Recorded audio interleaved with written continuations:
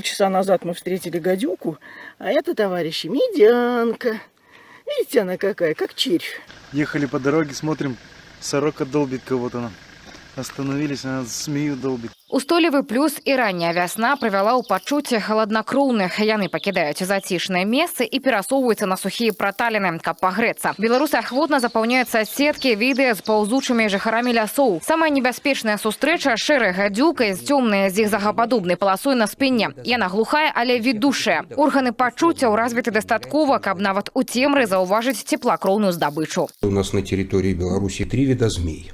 Из всех этих видов условно ядовитой является лишь гадюка. Обыкновенная, укус которой в определенный период, это июнь, начало июля, вызывает печальные последствия и может даже оказаться летальным. Если человек идет по участку леса, где потенциально много встречается змей, в том числе и гадюк, то рекомендуется, может, постукивать палкой по стволам деревьев, по веткам, чтобы отпугивать их, поскольку они сейсмически очень чувствительны. Галоўнае не панікаваць і не правакаваць змяю на агрэсію. Высокія боты змяншаюць верагоднасць укусу. А яшчэ рэкамендуецца расчышаць шлях доўгай палкай, каб змяя па ўласнай волі пакінула месца сустрэчы. Вдруг встретились, обязательно нужно замереть, не делать резких движений, поскольку она может напасть, и, соответственно, отходить медленно назад.